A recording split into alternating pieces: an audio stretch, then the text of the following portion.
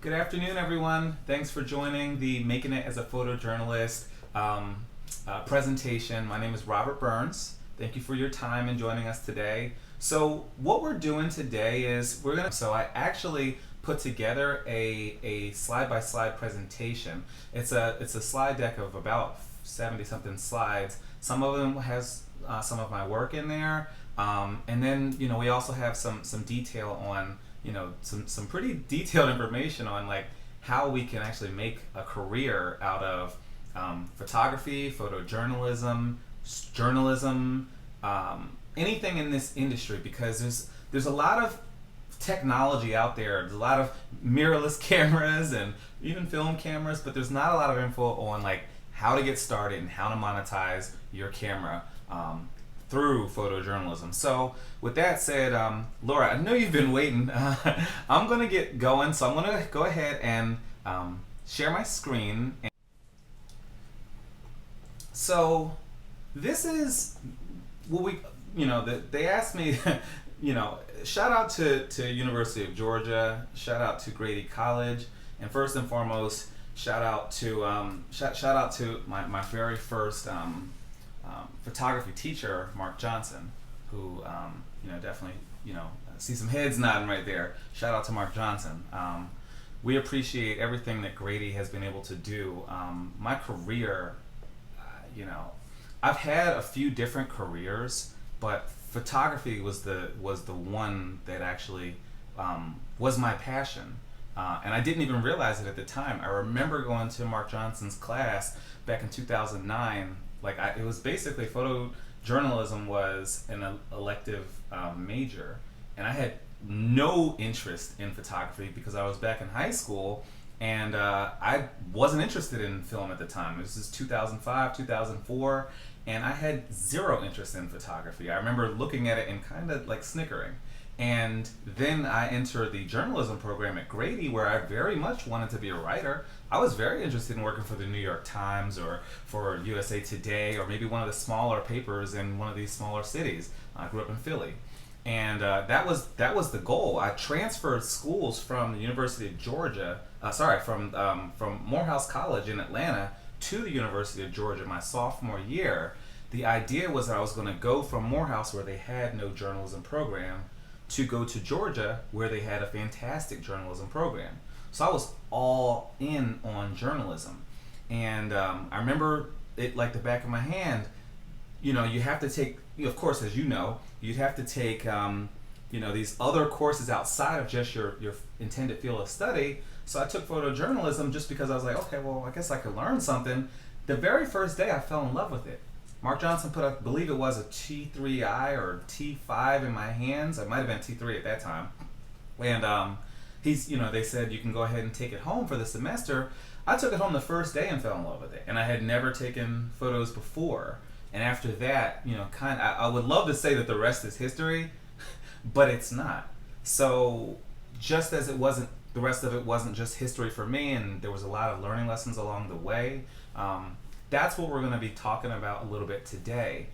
So I wanted to start off with the point of, a lot of times when I've watched presentations like this, I've seen presentations like this live on YouTube and all these other places.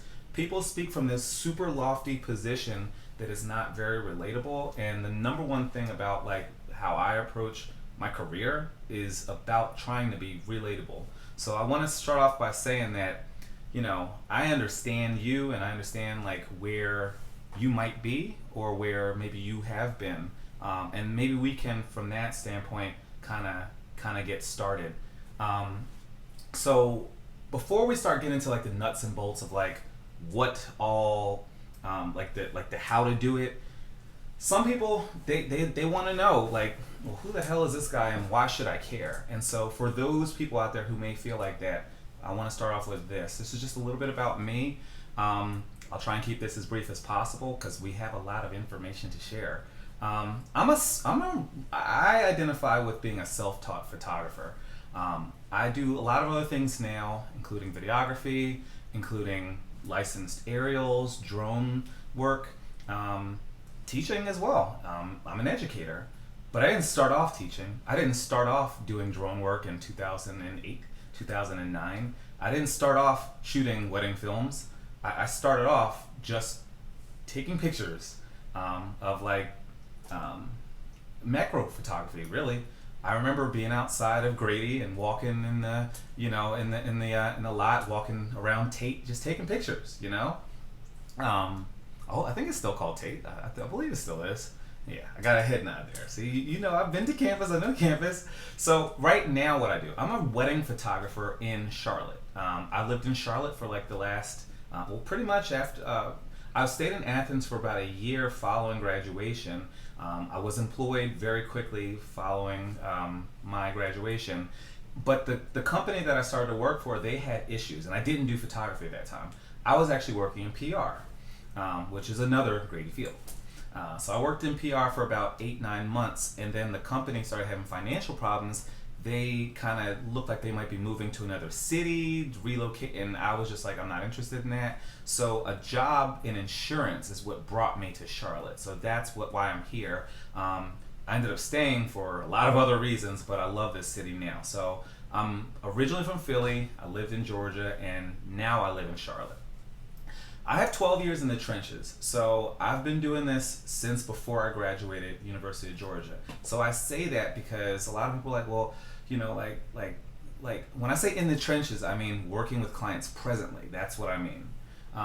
So that's a little bit about my background: insurance, photography.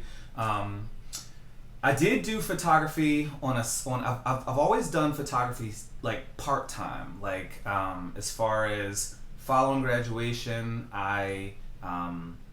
extremely part-time. Like I started on Craigslist. Honestly, I was just going from the point of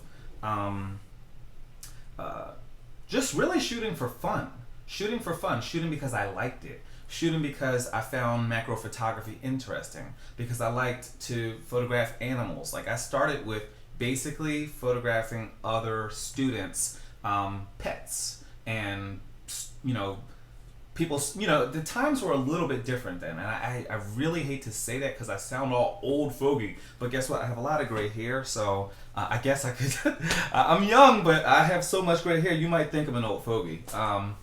But long story short, like my journey with photography and turning this into a career, I do think it's important for people to know. So I start off with like Craigslist, and then eventually I didn't try to find my specialty, but over time my specialty did find me. So when I started going on Craigslist, I started advertising there, and anything just like free shoots, quick shoots, whatever. I made some of the things that I later identify as maybe learning lessons. Some people will call them mistakes, but that's where I started. And again, times were different. Knowing what I know now, and also for people out there who are watching this, if you have the information now to do things maybe a better way, a different way, and people are telling you, hey, try this, and avoid this, and this. If you had all the information that you have now in 2021 versus what we all had in 2009, or some people like 20 years ago when they started, would you do that? So that's something I want you to kind of consider. Like I said, I went to Grady. I'm mostly self-taught, and I consider myself more of a photography business owner than I do a typical photographer. I will definitely get into that in great detail later. Also, I love my little stuff here, my jalapenos and pineapples. So that's a little bit about me, okay? Here is some of my work. Like I said, I consider myself more of a business owner. I try to be from a position of profitability, because we can take pretty pictures all day, and I enjoy doing that. But at the end of the day, if you're trying to depend on photography to feed you, then you have to look at it from a business perspective. And that business perspective should not dilute your ability to create pretty images. But what it should do is it should force you very early on to make decisions with your time that are going to impact the following days, like your day right now. If you spend all of your time just taking pictures, you won't have enough hours in the day to do all of the other things that are going to lead to your business ultimately being profitable. So that will be the first thing that I would impart to anybody who's watching this. And again, I want to leave time for questions at the end. If you have any questions right now, I will pause for a moment and maybe collect some, because I do want this to be on point for everybody. So I'll just take like 10 seconds to pause, and if everybody has a question, let me know. I'll write it down. We'll get to it.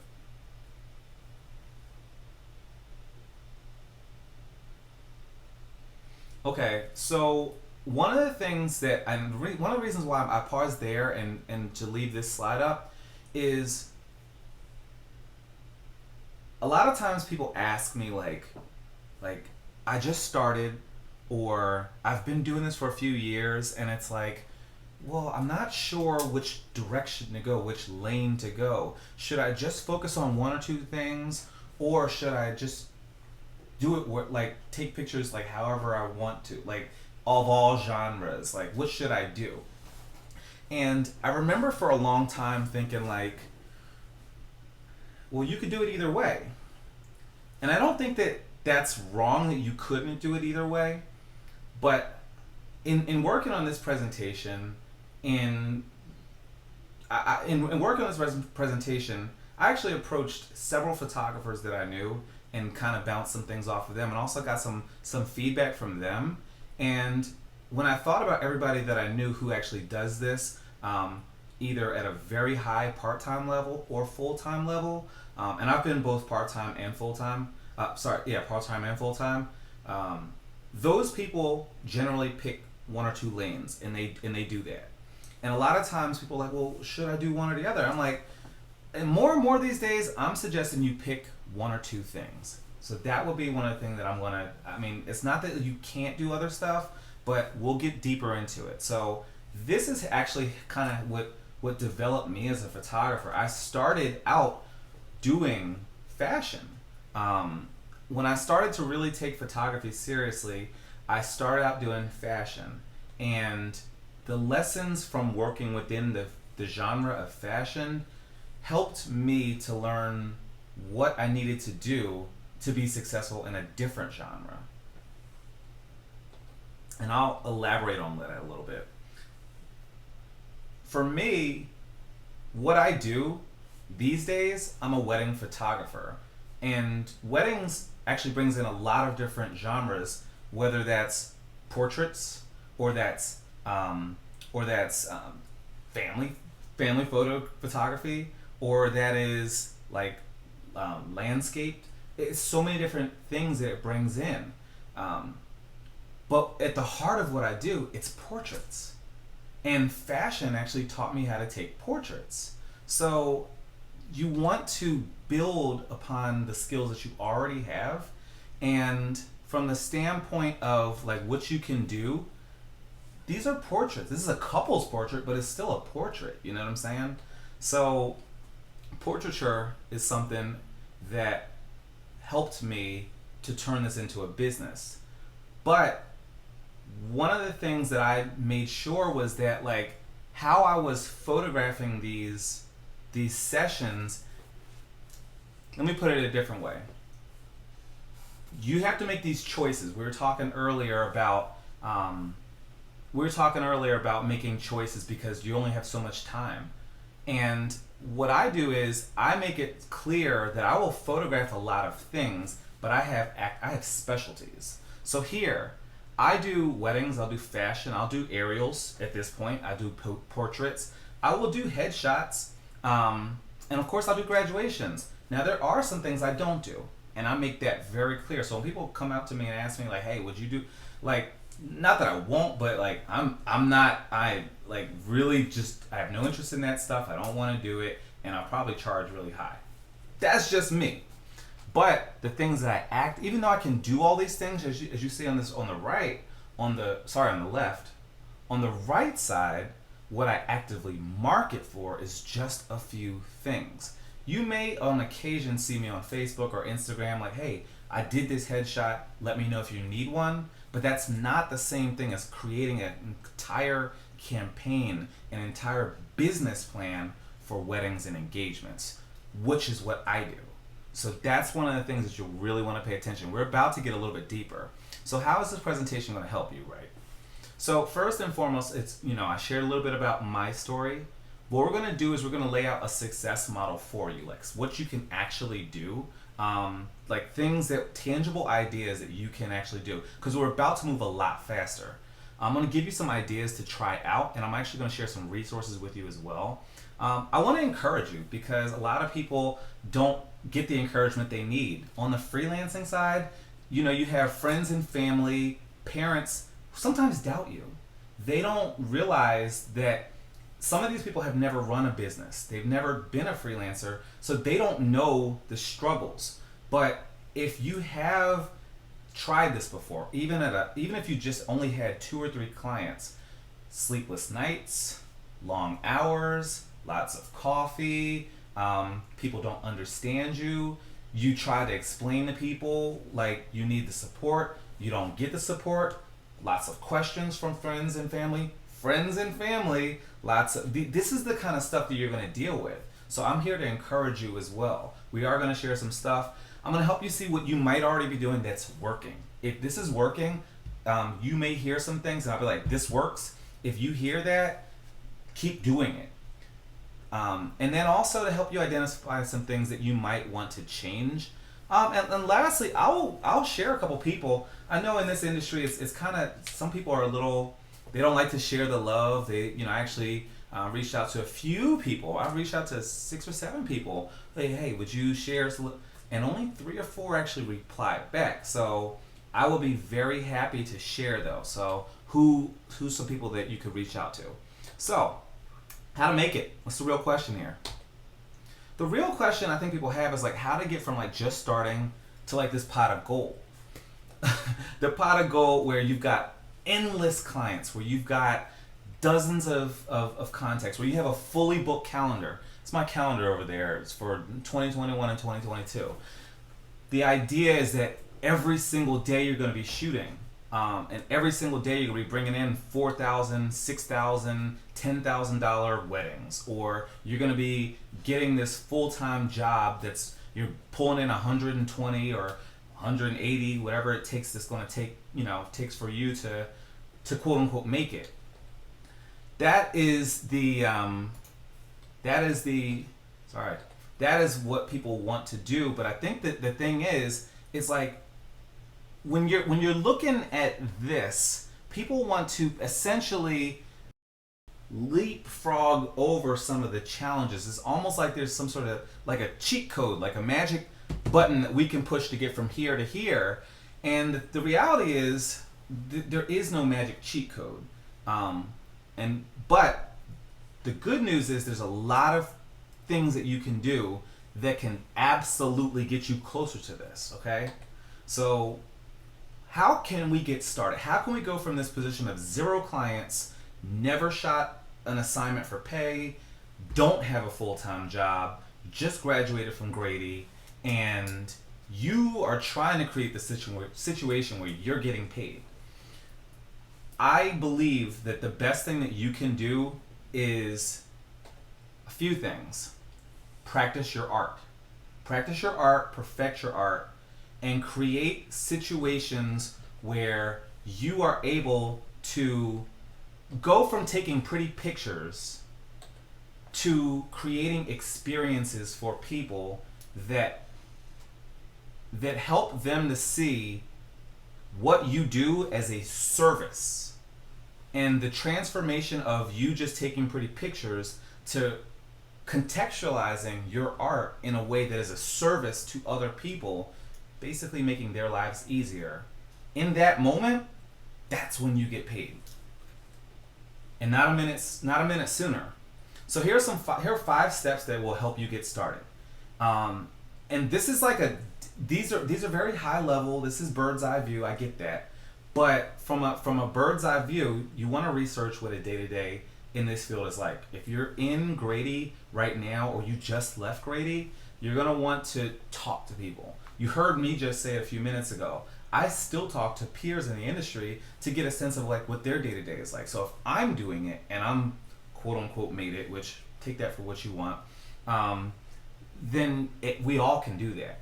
I actually created a tool that will help you to assess your readiness level for whether you're ready to freelance or not. And I would say that a lot of this has to do with mindset. So at the end of this presentation, I'm going to share that with you. And at the end of this presentation, you could, get going with taking that assessment. You're going to want to determine what makes you unique. And there's a reason why you want to be unique, because the more that you're like other people, the more that customers, clients, feel like they could go to Joe down the street or Tina around the corner or Mike in, the local coffee shop, and they can go to them instead. The more unique you are, the more they have to come to you. And that's the cool thing. As people feel like, well, I'm not unique. I haven't, it's not about being like the best. It's not about like taking the most like fire pictures. What it's about is, again, contextualizing. So taking something from Grady, right? Some of us, we're all essentially storytellers. Journalism, photojournalism, telecommunications. We tell stories. When you start to tell stories with what you do, that's how you show that you're unique, okay? So leveraging opportunities where you can create art in a way that others appreciate and pay for. That's like, so here, leveraging the opportunities that you have. That's really the operative part of this. Everybody has opportunities, but are you maximizing them? Are you ready for the opportunities when they come? Okay? So identifying the opportunities that do come your way will be one of those things. Cultivating and honing your portfolio, that will be the next piece. And you'll see here they're in order. So it's 1, 2, 3, 4, 5. You want to first start off with your research. Then once you've done some research, you want to assess your readiness level for freelancing. After you've done that, that's when you'll start to determine, okay, what's making me a little bit more unique than other people out here? Again, we're all unique. And then once you've done that, then you can begin to leverage opportunities. But sometimes people do this out of order, and if they do it out of order, that's where the trouble goes. So I just wanted to kind of make that clear that you want to do this in order, but you'll always come back to doing more of some of the other things. So just another way of saying the same thing, but there are some differences here. So this is how to get your small photography business started. So now you've gone from the determination of, hey, I've left Grady, or I'm in Grady, hey, I want to start a business on the side. Like, how can we make this happen? You're going to create some ideas that your business is going to execute on. So creating the ideas early on will give you the fuel to be creative later. But if you don't have any ideas and you're just like, I got a camera, I want to make money with it, your business doesn't have much to offer. Or from another standpoint, and I want to make this as universal as possible. Somebody out there might be watching this and they feel like, well, what do you have for like those who maybe are less interested in freelancing but maybe getting a job? You still want to create value for the world. So you want to create ideas that you can give other people. So you might want to start honing your style in a way that like this direction, like you come to me for this type of work, okay? And then you want to start to research the marketplace and day-to-day of a photographer, which we've talked about.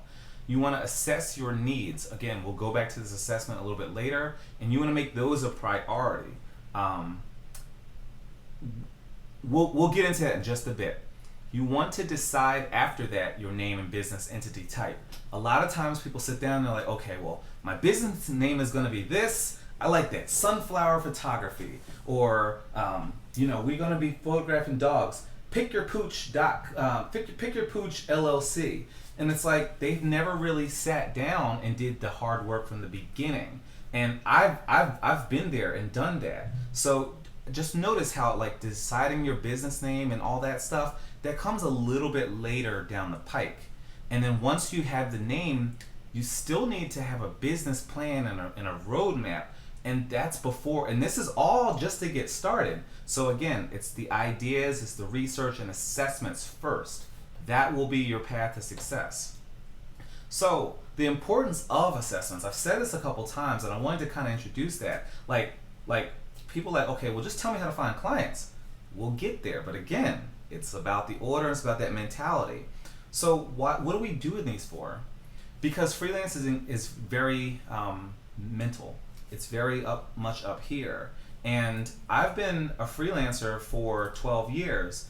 I've been a business owner. My mentality has shifted from a freelancer to an owner sometime in the last like 3 to 4 years, because there's a transition phase.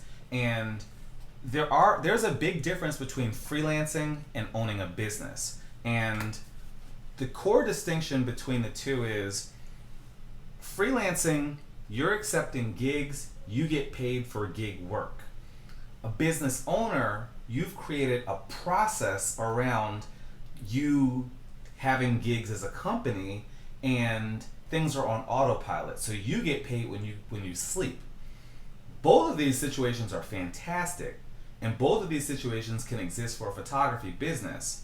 But for you to go from having a camera and having no business at all, no clients, to going to be a full-fledged business owner, that's a transition. And so you will likely start as a photographer, I got a camera, I'm a good photographer, I take great pictures, to freelancing, getting your first few clients, to then turning that into a business. Hopefully that makes sense. So one of the things that you'll want to do when you're researching is you're going to want to learn how to do like a SWOT analysis, because now we've established like some of the things you need to do. And this is what, if you haven't seen one of these, hopefully you have seen one of these before, but if you haven't, basically the idea of this is to give you information about what's going on in the marketplace. By arming yourself with the information that's out there, you will be able to make better decisions. Okay, that's the purpose behind this. It helps contextualize how you and your offering are going to stand up. Because anybody can have a theory about, hey, I'm going to get my camera, I take these amazing pictures and they go do well. But like, have you put out the offering? And if you do put that offering out, it may fall flat on its face. As a business owner, that's going to happen more frequently than I think a lot of people are going to think. So doing things like these SWOT analysis, which is basically your strengths, weaknesses, opportunities, and threats. Early on in your business and in your freelancing, you're going to sit down and you're going to really think. You're going to get one of these, a pen and paper, and you're going to want to write these things down. You're going to want to ask some questions of yourself. You might want to go through Google. You're going to want to look up a lot of information, and you're going to want to record that information. The better notes that you take for yourself now, the easier things will be to make better decisions later. So SWOT analysis are very important.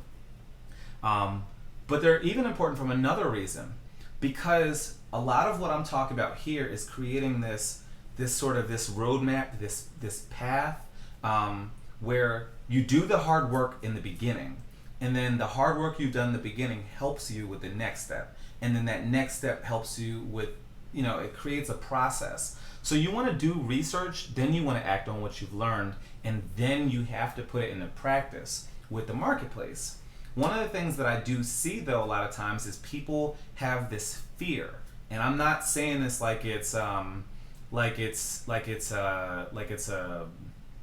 bad thing. It's a natural thing. We all have fear because we're doing something we've never done before. But the more that you can see the fear, identify the fear, and still act anyway, that gives you a certain level of bravery, and it also sets you up for success. Because when you do all that research, you're arming yourself. So you're giving yourself a shield. Yeah, what you're going into battle here in the marketplace is kind of it can be a little bit like scary, because like, what if I get eaten up and chewed up and spit out? Or what if I throw some money into this? Like say you buy a couple cameras, say you hire a couple people and things don't work out. Well, if things are more likely to work out when you don't do the research, when you don't know what you're doing. If you've watched Shark Tank before, You'll want to that's a great show because it shows a lot of times how much people have really done their homework and done their research. The more research that you do, the better decisions you're going to make. When you launch a promotion, when you launch a sale, when you approach a customer with a new product or a new service offering, they're going to be more likely to go for it because you've created this product, this service, this offering with a certain customer profile in mind. So it's targeted to them. And it's not just anybody out there who's breathing might use pictures. You know what I'm saying? So the info that the marketplace gives you is invaluable. Let's say you have a shiny new website, but you're not getting any homepage visits. Well, that tells you something. That tells you spent money on this website, but you don't have anybody coming. That tells you, okay, I need to do something different. Something I'm doing is not working. Or you've been running a sale for 3 weeks, but you haven't had a single deposit or sign up. Again, the marketplace is telling you information. It's almost screaming at you, so you got to make sure that you're listening and that you're holding yourself accountable. And I think this piece right here, this accountability thing, that is what distinguishes a successful freelancer from an unsuccessful freelancer. The more that you hold yourself accountable for your decisions that you make, for holding yourself accountable for getting up in the morning, I can tell you straight up, I wake up every single day at 5, 5:30, 6 o'clock. Out of every day in 365 days, there's maybe one day that I wake up after 8 o'clock. And I was probably sick on that day. So that's what I mean when I say holding myself accountable. But I think the biggest thing here is being willing to continuously review what you're doing and revise when it's not working, okay? So one of the things that you'll want to do is to understand your unique value proposition. And that is something, whether you're a freelancer or whether you are a business owner, or whether you are somebody who wants to work full-time for a company, all of those areas, your unique value proposition as a person, as a photographer, as a photojournalist, as a company owner, that's something that you're able to do.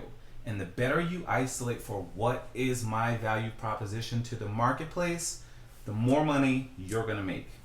So you want to combine the research that I've been talking about, doing that hard work, with the findings from the self-assessment, which, again, that resource will be here. It's a 4-page download. You'll be able to get right in there, spend some time with it.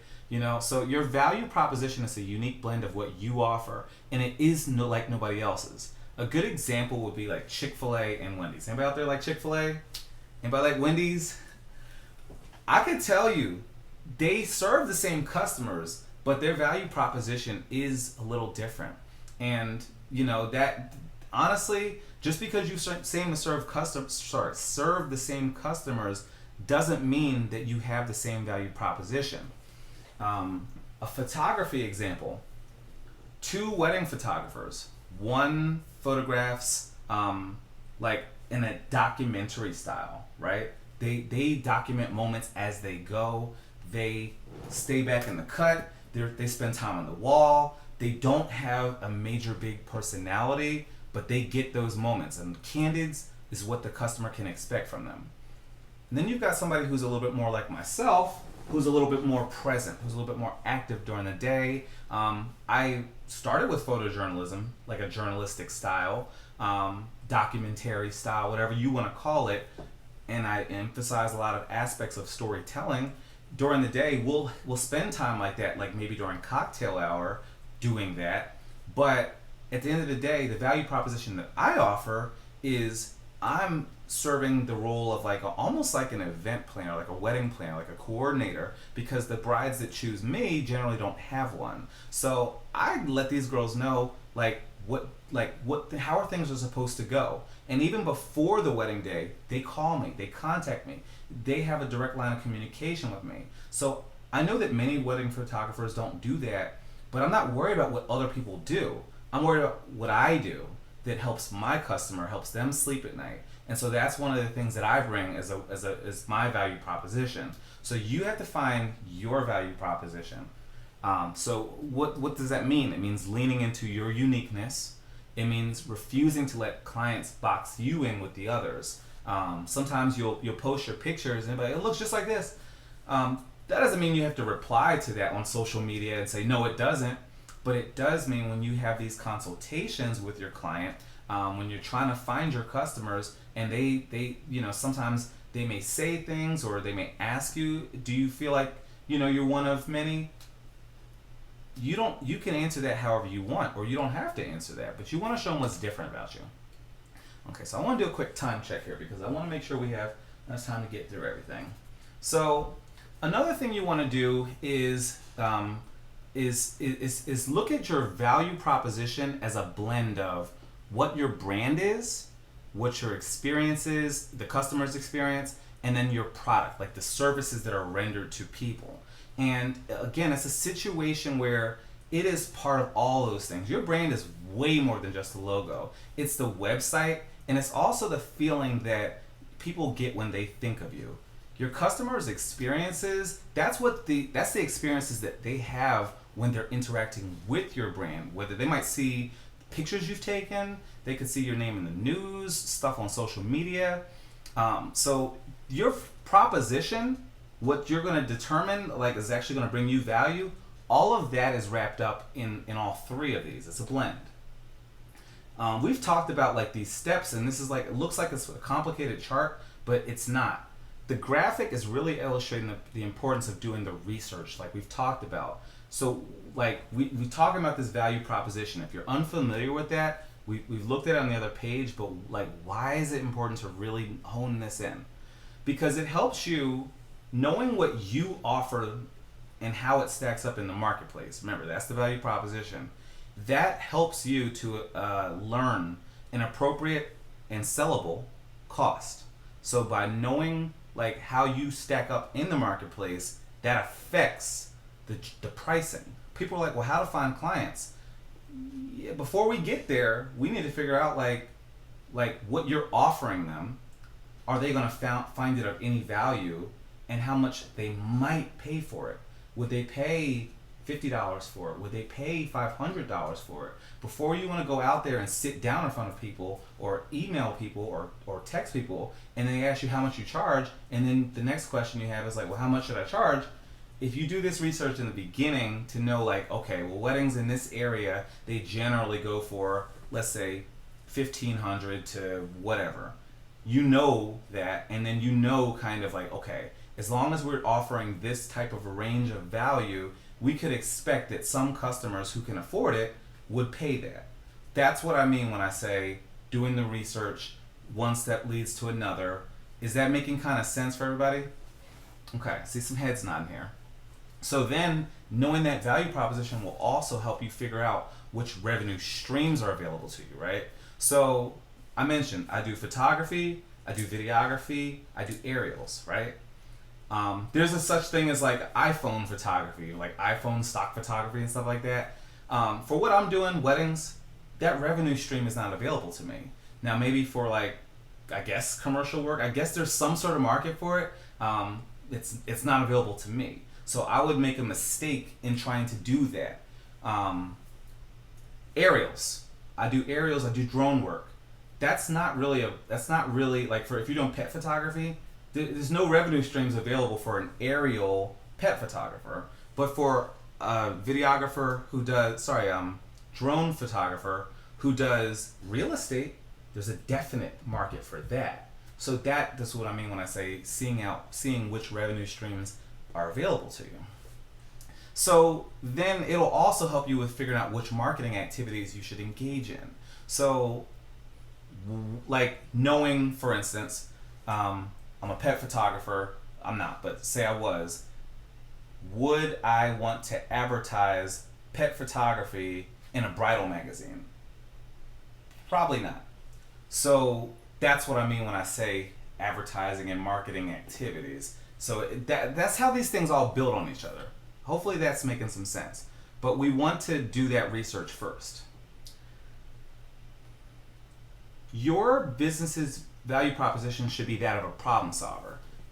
Ideally, you want to figure out where your customers' pain points are, and when you can turn those pains into gains, I know it's cheesy, but when you can, that's when you're getting paid, okay? So, we've talked about this settling on a specialty or two. One of the reasons that you want to is it's going to take some time to effectively market for it. You're not going to figure this out overnight. If you do, you may pay a business coach and they'll give you the game, but you are going to definitely want to definitely stick to, I would say, one or two, because there are major nuances to advertising, marketing, closing certain sales effectively. So the question is, which of your clients' problems are you solving through your brand experience? An example would be, these are my pictures. I took these two, and what I do is I solve fear for my brides. They have all kinds of fears that may manifest themselves before they come to me, or maybe they won't manifest themselves until the day of their wedding. But with the nuances of this genre that I do, that this is like my bread and butter, there's a lot of fear. You got to think about it.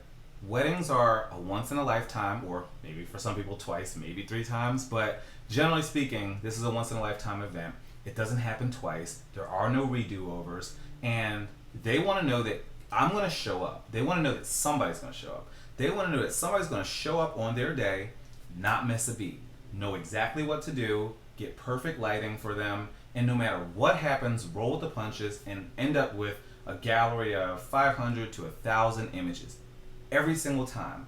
They want to basically spend their money and no matter what, have no issues with poor lighting, no issues with posing and expression. They want to be told what to do, especially my customer. And when I say my customer, there's thousands of types of customer profiles. But with the research of what that I've done, and also my experience of knowing who I prefer to work with, the type of person that spends money with me and my company, they fall into this category very, very much. And so when I sit down with them, it's a very easy conversation because my marketing messaging speaks to this person. So it speaks to solving fear that they might have. You see how it all kind of dovetails and works together? My marketing messaging literally attracts this type of person. That person is literally looking for somebody who solves that problem. So it literally, we point back to each other. And that's when marketing is done really well. So when they have these fears of the lighting might not be good, or you might not, whoever it is, they may express these questions during our consult, but I'm prepared very quickly to answer those questions, we call those sales objections, to deal with those sales objections, and they ultimately have their fears solved, So that's what I do with my marketing, and this is what I mean. This is an example of my marketing. My company's name is Robert Burns II Photography, but I create resources that actually speaks to how we can help them win on their wedding day. Weekly videos to help them plan their stress-free wedding. Stress-free wedding. Help you plan. These are little things that I've put in there to kind of, hint of the value that my company brings. Now, another thing that we're doing is we're using images to tell stories. And this is how you can monetize your work as a photojournalist to make money, literally from your camera. A lot of people will take one picture and they'll post it, but in this day and age, that's not good enough. You need a lot of content. And then it's just post a bunch of pictures. They don't really relate to each other. That doesn't do anything either. I feel like there's a lot of power in the photo set. So you want to use every image strategically. It's like if you're designing for an album, right? Some people, use the print medium to actually to make entire businesses around their work. When you're designing for a photo album, you have to be very selective about which photos get into the album. Just like when you're designing a magazine, maybe you were using InDesign in one of the Grady classes. and you don't have limitless space. So with this particular, with the mindset of selectivity, pretend sometimes, give yourself little challenges. Say you could only use 3 pictures to tell the entire story of the wedding day. Well, you know, when like you're designing, maybe one image that showcases the venue, right? One image that showcases the couple. One image that showcases the group. So this is what I mean when I say storytelling. Now this works for me in my business for what I do, but the idea of doing this for any genre that you're in, whether that's sports, whether that's fashion, whether that is pet photography, whatever it is, the idea is the same. Use your images to tell stories rather than just look at this pretty picture I took. Same thing here. Same thing here.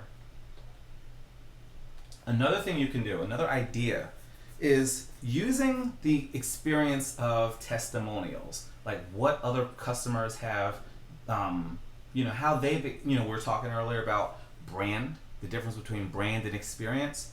Well, when people interact with your brand, when they have an experience with your brand and they share it, which they sometimes do, but also when you ask them, if they do, you use those experiences to then share with others. Now, I included these for a certain reason. I'm a wedding photographer, so this is actually on the right, is straight off from my website, right?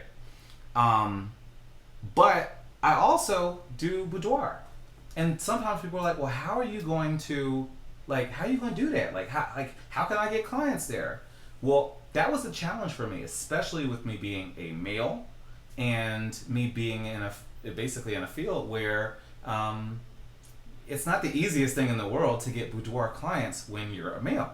It's actually a lot easier if you're a female, because when you do your market research, you'll find out that 80% of the people out there who consume and also are interested in boudoir photography are female. And so from the standpoint of like doing it, there's a trust factor. So this is a way that you can actually use your the resources you have available to you to effectively penetrate the marketplace. So I had the first few shoots and I used these testimonials, these reviews. I took screenshotted them. I asked for their permission, and I also was very thoughtful. I blurred their last name. You see what I'm saying? So these are things that you can do to build trust and share brand experience. You do the same thing whether you're a wedding photographer, whether you do portraits. Again, it's transferable. What do you want your brand to be known for? You know, you could think about it from a service category standpoint of you want to be known for photography, 360 tours, licensed aerials, or you could think about it from a genre standpoint. Like, is it going to be engagements and weddings? Will it be real estate and corporate? Like, really give that some consideration. But I love shooting everything. All right, be prepared to confuse people. I would say now let's switch gears a little bit, because there's so many things we could talk about, and I want to kind of share a day in the life of like what the reality of doing this full time actually is. Okay. So, what most people think that a career in photography actually is. The assumption is that it's going to be 90% or more taking pictures, and that only 10% of the time is going to be other stuff. I mean, some people honestly think it's 100%. But what most photographers actually end up doing is something that looks like this, where it's about maybe a little bit more than a quarter of actual photography, and they spend more time editing than they do taking pictures. That is one of the pitfalls. What we do, it takes so much time, so much so that it's a common thing throughout the wedding throughout the wedding industry. It's just a known thing. It's like one of those jokes you hear at every single wedding. I'm walking around with my 2 cameras, and people come up to me, "Oh yeah, it's gonna be like 2 months before you get these pictures back, huh?"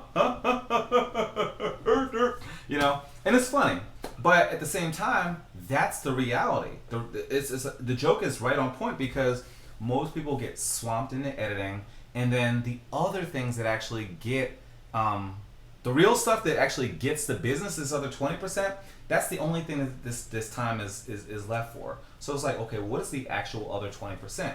We're gonna get there, because if you do what most successful and profitable photographers actually do, and I would say that this is kind of where I fall in. This would be like why somebody like me would be giving this talk, is because the decisions that we make, and that was kind of what we started off, was looking like the decisions for what we're doing with our time every day.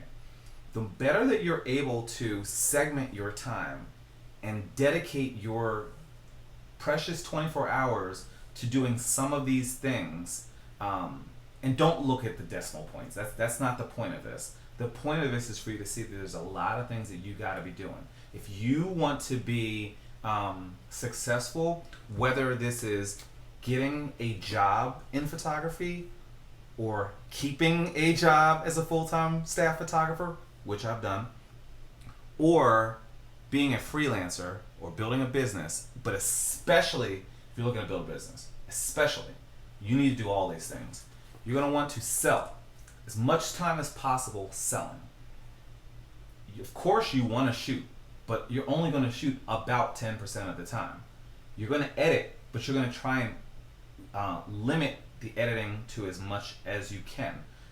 Some people want to spend a lot of time editing, and for them, they're going to want to outsource the other things, whether that will be graphic design for advertising and marketing, whether that's going to be customer service. They'll hire somebody to answer the phones, to pound the phones, to find them new clients. They would hire out somebody like an H&R Block, or maybe an accountant who will do that kind of stuff. So outsourcing will be a thing. But if you're not going to outsource, that means that you're going to spend a lot of time doing all these things. So now we're starting to get into the nuts and bolts and the meat of this presentation. And it's like, well, okay, so Robert, what do you do? Well, I actually outsource for a lot of this stuff. I actually have 3 to 4 people on my staff at any given point. And I made the transition last year from it being just me to now it being 4, 5, 6, sometimes 7, 8 people working for me, doing all of these things so that I can do what I like to do. But that's not going to happen day one. So it's not about being in a lofty position, because one of the things that you got to do is you still have to manage all that. And that's something I still have challenges with. So, but it is important for you to realize that the success recipe is doing a lot of these things as much as you can, and really focusing on this part right here, this gold part, the selling piece. One of the things that you'll want to do is think about your business like a baby. And from the standpoint of, you know, this baby is a little toddler. He's kicking and screaming, he's crying. Sometimes he messes his diaper, or she messes her diaper, but eventually this business will grow up and support you. A lot of people want to pull money out of their business. You want to wait. You definitely want to wait. You want to pull money out of the freelancing situation. You got your first client. Let's say you did it for $100. You want to go take, $20 and go spend it on whatever. You want to resist that temptation to pull money out of the business until you're really, really profitable, until your business can support itself, because right now it depends on you to live. You can't depend on it to live. This is like the thing that a lot of people really struggle with. And the sad part is, this is not the most exciting part, but this doesn't happen for a few years. When I say a few, I'm looking at, I know dozens and dozens of photographers who have been doing photography for 10 plus years. They're still not profitable. So there are some examples of people who will start and 2 years in, they're profitable. But they came in doing a lot of that and not that. So the more of that you do, right here, this, the more time it's going to take for you to actually take money out of the business. You're going to want to readjust when things aren't working. This will definitely be what you're going to want to do, because things aren't always going to work, and also you're going to have the challenges of some people will find that entrepreneurship isn't for them, and I have to say that not everybody's cut out for entrepreneurship. So for those people who are looking for an opportunity to get hired as a full-time photographer or even a part-time photographer, like on staff somewhere, some things that you're going to want to look at and do. You're going to want to perfect your resume. You're going to want to tweak it for every single job, and you're going to want to tweak it for every single job that you do. You're going to perfect yours. You're going to need to apply to 5 times more jobs than you think that you're going to need to, because there's a lot of competition out there. There's a lot of people looking to do what you do, and everybody has a nice value proposition. So you're going to want to paper the market and make sure that your name is out there. Having a strong, robust body of work will help greatly, yes, but your work product isn't the only thing that's getting you the job. You never want to be late to any job interview or any freelance gig for that matter. Being late can cost you opportunities. You'll definitely want to cultivate the best aspects of your personality to let yourself shine through during your interview. So, your work is going to be great, but your personality can get you the job. Your work alone might get you the job as well, but having your personality on point will make a big difference. You're not going to want to accept excuses or make excuses. You don't want to make excuses or accept them from yourself. Now, some tips for you out there who might want to get a job as a full-time photographer. I would say gone are the days of the boring resume. There was a day and time when you just you wrote words on a page and you mailed it in to a company, like literally, like physically mailed it. But now everything's digital. So having a digital resume, something that stands up in the current marketplace, that's what's going to help you. And the question is, do you want to blend in with the crowd or do you want to stand out? The more different that you are, the better, especially in this creative field. So ideas for the resume that's a little bit different. You'll want to showcase your imagery if you can. If you know that you're going to apply to let's just say an animal company, or to work in a vet's office or something, you're going to want to showcase your work that might be relevant to the job. Even if you don't showcase your work on the resume or your cover letter, you still want to be able to have a nice portrait of yourself. After all, you are a photographer.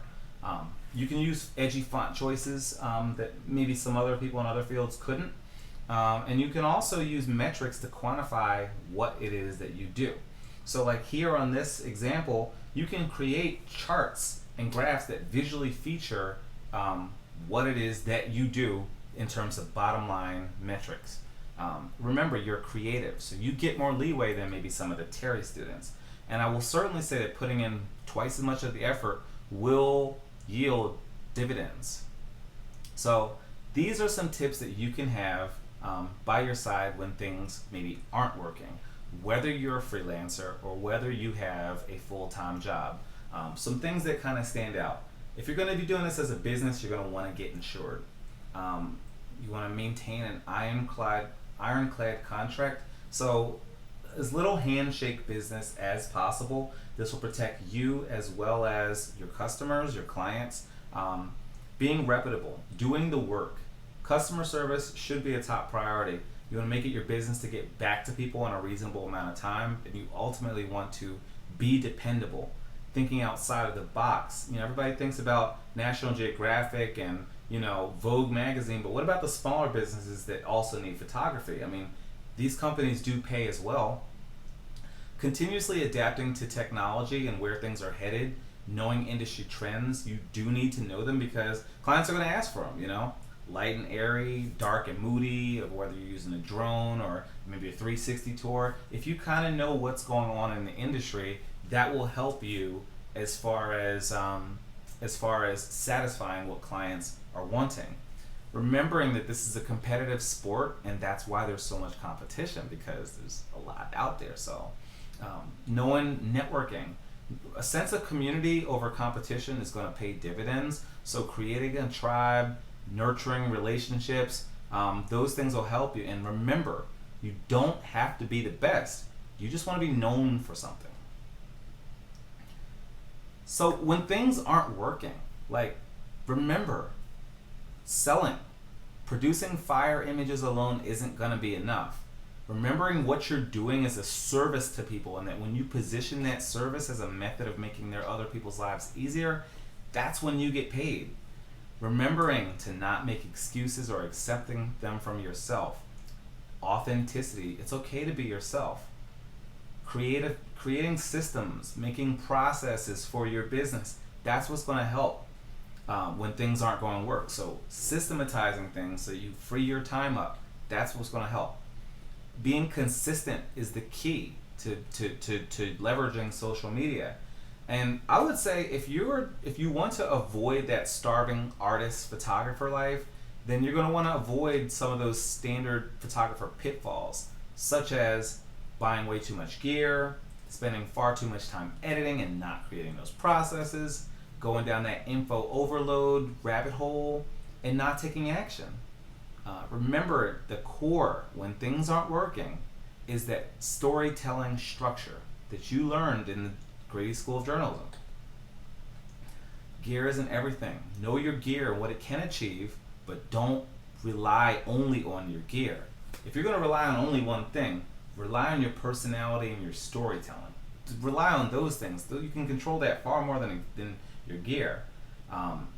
You want to invest in your education every single day. Whether you think you do or not, you're going to need to know the psychology of sales to actually work with people, because you need to understand why people buy and maybe why they don't.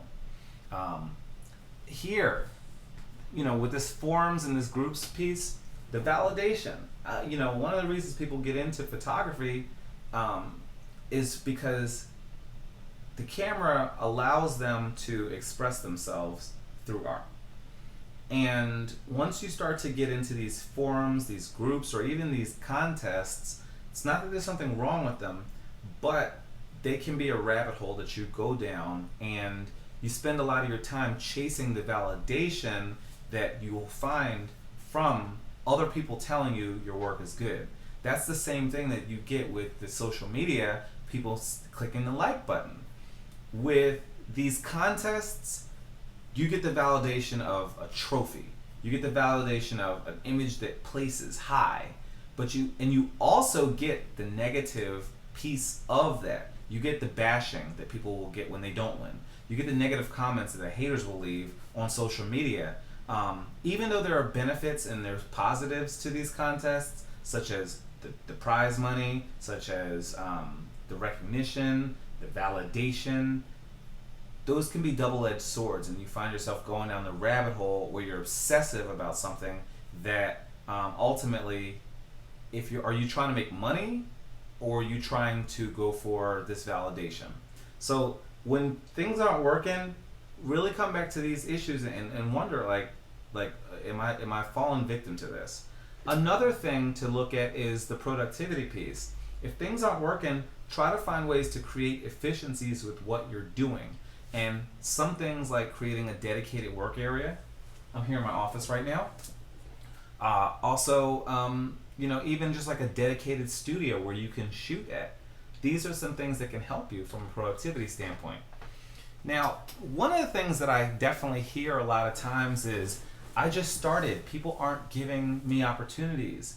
Well, how about instead of waiting for others to give you one, you consider to find ways that you can be resourceful and use what you already have to create opportunities for yourself. Enter the style shoot.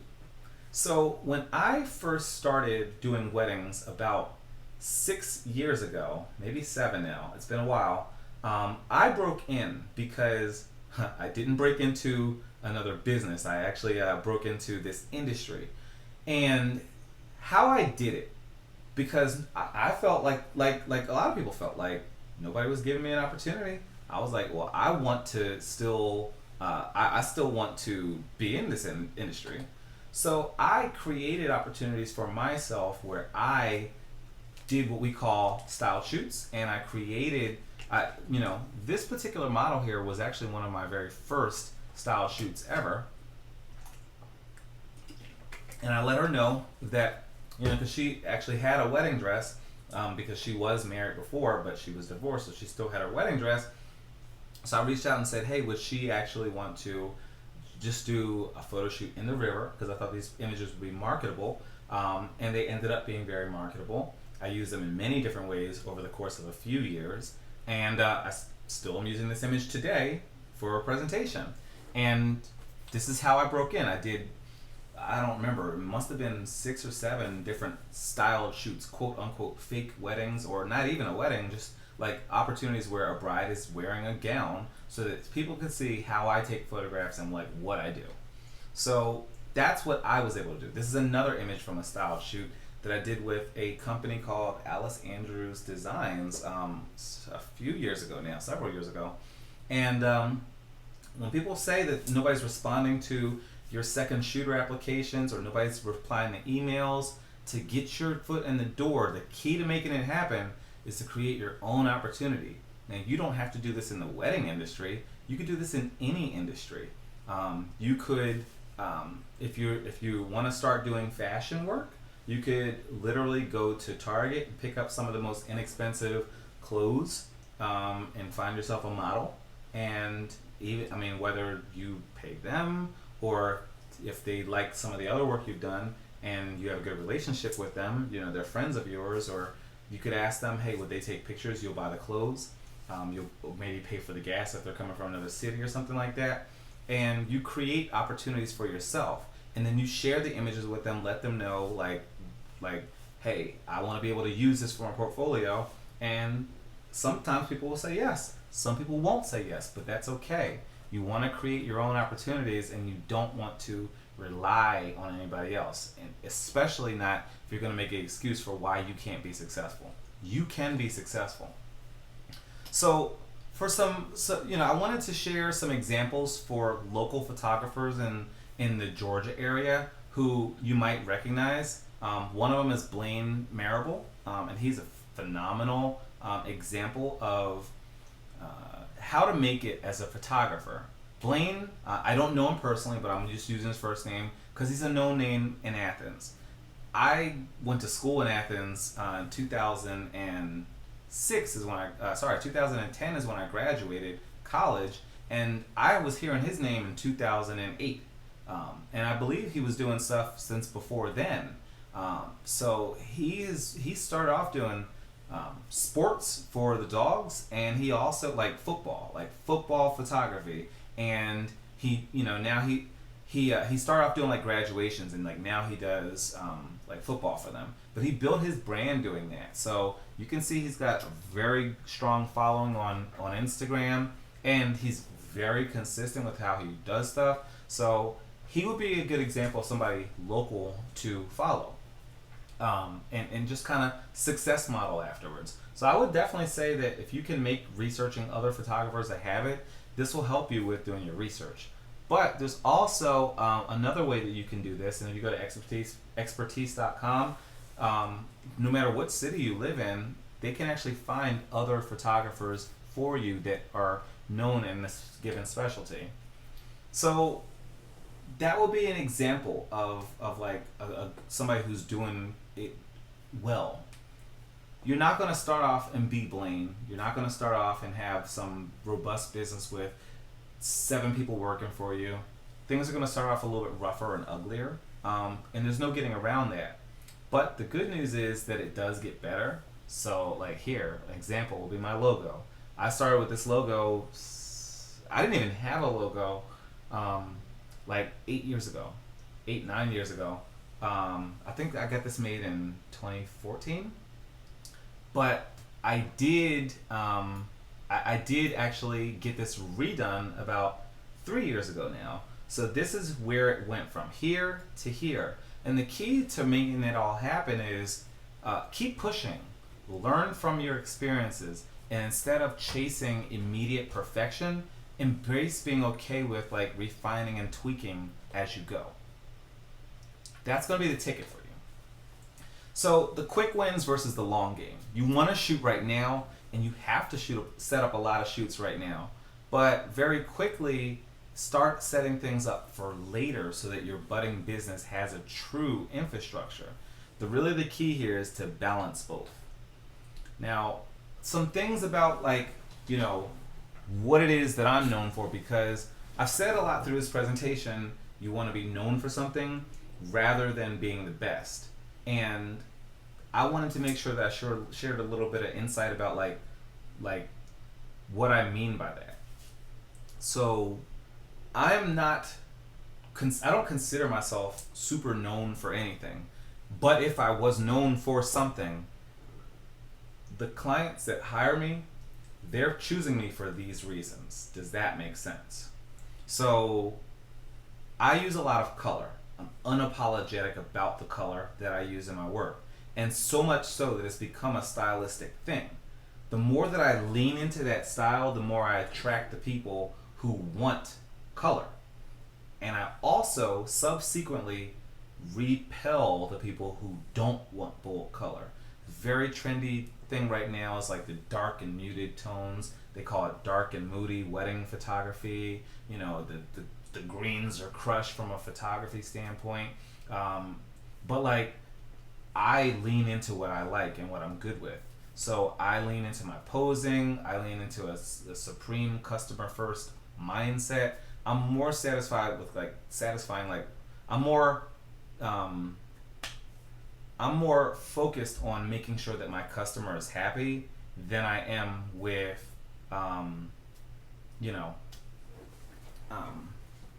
making myself happy.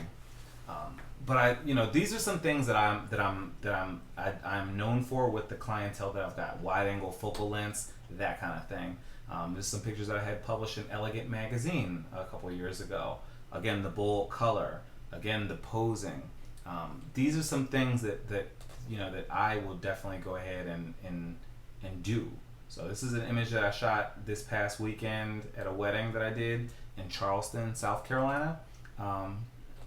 So those are some things about me that I would consider myself known for from a client standpoint. As we start to kind of move into the next part, I wanted to share some advice for some of the newer photographers out there, but I also wanted to create an opportunity where some of my peers within this field could share insight as well, because I feel like you benefit more when you have, like we were talking about, the research, to be able to share this information from a standpoint of other successful photographers have great insight to share as well. So I found 4 other people that I've known for years that are doing things very successfully. And the first is Jordan Pierce of JP Photography here in Charlotte. So I asked him as well as all the others to give just a few bullet points. Here's what he said. My top 3 tips and bullet points. In order to make a successful business out of photography, you must first invest your time in order to make that money.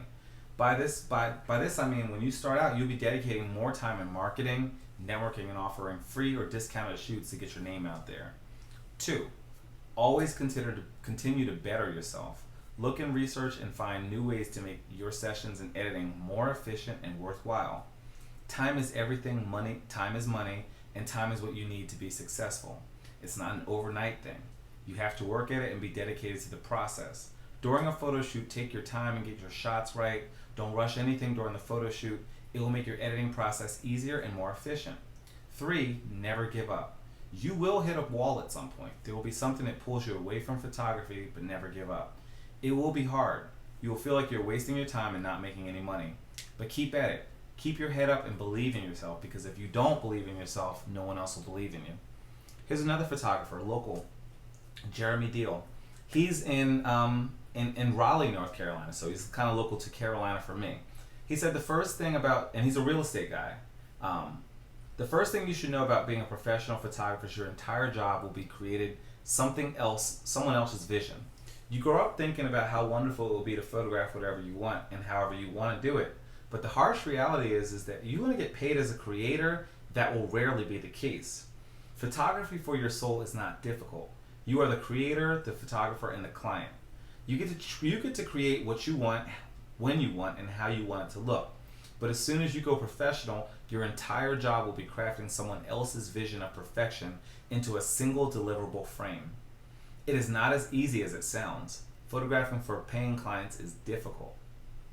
I am a real estate photographer, he says, and architectural photographer, mainly, and that means that my vision of their project is irrelevant. It is my job to give them the images they desire and are paying me for, and not to just deliver what I think looks cool. That means that serious homework is required by me before I walk on site every day. So if you thought your days of homework were over just because you graduate, it is just getting started. Your career as a photographer will entail so much more than just taking photographs. As a matter of fact, he says, taking up photos only consists of about 15 to 25% of the work I do. So what I spend most of my days doing has nothing to do with picking up a camera. Every morning I spend about 2 hours just making sure my website is up to date, social media posts are ready to go, email requests and questions are responded to, and finally I make sure that financials for my company are all in line. After that, I go through the gear I will use for the day and make sure it is charged up and operational, because nothing looks worse to a client than showing up unprepared. Finally, once I'm all packed up, I hit the road for the day and finally get to do some photography, but that is not the only part of my job. I must interact with clients, agents, homeowners, and pets with respect even when they do not deserve it. I must move around and stage properties when I arrive, which is just one of the many things I had to teach myself through continuing education. I must be a pet and people wrangler while trying to photograph these spaces. Once I'm all done, I must go home and edit the images that I took that day, and every agent has a different style they want their images to look like. What I'm trying to say is no matter what your photo job is, photography will be a ridiculously small part of it compared to running your business. What you know about photography gets you to where you are, but your desire to continue educating yourself is what will make you successful. It was my desire to take the continuing education to get Drone 107 certified that allowed me to introduce aerial services to my clients, which in turn caused my customer base to grow.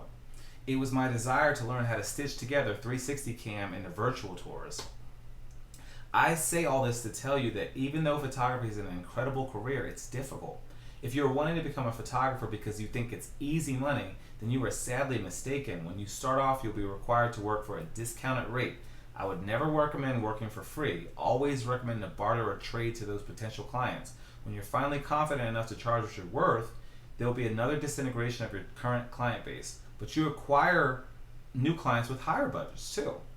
Just as with every profession you choose, you must be dedicated to the craft. You must put in the hard work and not learn things not related to photography at all to thrive. You must care. Instead, I know for me personally, it is only my desire to enhance my craft that has gotten me where I am and allowed me to not only survive in the cutthroat world of photography, but instead I thrive on the challenges of photography as a career brings me. Another example would be Matt Schmidt, and he's an artistic photographer. He's an art photographer based in High Point, and he had some interesting words as well. His work is phenomenal, just as Jeremy's and Jordan's is. Here's another one. I truly live within this art community and love it immensely. It is the one thing that allows us to be unique as we possibly can, and also influence and touch the world if we choose with our message. One thing I always tell people coming into photography is keep moving forward. It's such a simple concept to follow no matter what happens. Mistakes, misfires, obstacles, changes in season of our lives, as long as you keep moving forward, you will realize you didn't give up. One's art can appreciate that it was clay one day, and sometime down the road it became Rodin or Nagel. Another thing I'm passionate about is helping people up, lending a hand, lowering that experienced ego, and fostering the next potential Picasso, Cindy Crawford, or Peter Colson. It's been a harsh criticism of myself that I've not reached those heights and lost lofty plateaus yet. I feel like the universe works like this though. We may not be the star, but we can definitely contribute our stardust into the community or artists and raise a star together. So keep learning your crafts, stand by your work, and pay it forward whenever you can, because history is always looking for martyrs, saints, devils, and a few select artists whose work speaks to humanity. Lastly, we have Tony Shaw. She's from the Shaw Photography Group based in Greensboro, North Carolina. She says, one of the most important things that I would advise an up-and-coming photographer or a person who just has an interest in exploring their gift of photography further than the average person would be to get as much advice from someone that has a tremendous amount of experience, but don't just stop there. Do your own research, do what makes sense. Don't be afraid to fail. This means that you might purchase the wrong equipment, you might lose an important image, you might not be hired for the job, the list goes on. These instances are just trials to see if you are as serious as you say you are about the thing that you say you love to do. She says study lighting, color, composition, posing, sales, pricing, workflow, and consistency. So keep shooting, she says. Practice when you don't feel like practicing. So I give you these examples of what other folks are saying so that you can see that it's not just me. It is not just me saying these things of be consistent, stay committed. It's not just me. This is how you do it. You have to stay committed. You have to, like Tony says, you got to look at the sales and marketing stuff. It's not just color and composition. It's not just lighting. That's what you got to do. So as we wrap up, these are some resources for you. And I would say definitely go ahead and we've talked about this assessment a few times. You want to take this assessment at the beginning of your photography business journey, once per year or whenever you feel like you're stuck, because it will help you. But you want to do this 10, 15, 25 minutes maybe even, with quiet and in reflection. Don't rush this. Really take your time with this. This will help you to assess how ready you really are. These are the artists again that the fellow artists that I put in there a few minutes ago. You can find these people here. And as we close here, I just want to leave you with this. Success is the sum of small efforts, repeated day in and day out. And I don't think that we could find anything that's even better than what Mr. Collier said. He's an author that wrote all throughout the last century. Very highly successful self-help books. So that's how you get to that pot of gold, is the sum of small efforts. So I'm going to leave some room for questions. Any questions?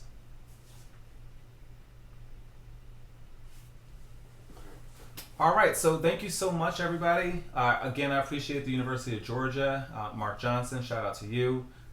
Samantha, thank you for the opportunity.